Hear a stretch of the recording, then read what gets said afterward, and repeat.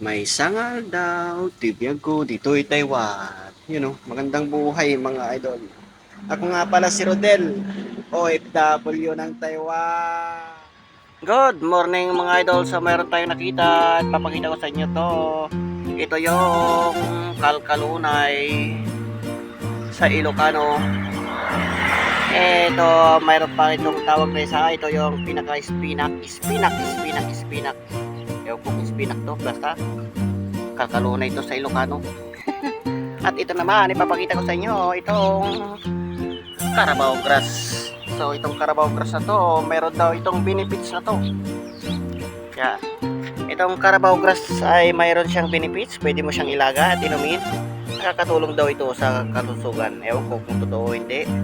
Pero ang pinaka-importante, papakita ko sa inyo mga idol ay ito. Ito, palay slide. Uy, may palaka.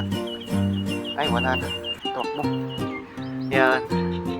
Ito na naman yung palay nila mga idol. Kung makikita nyo, ang gaganda, ang lulupit, ang lulusog, ang tataba. Malapit na siyang maani. So ito mga idol, magandang morning. Hanggang dito na lang tayo. At pasok na naman tayo sa trabaho. Lunes na naman, umpisa na naman ang bakbakan. Magandang buhay. Bye, follow for more.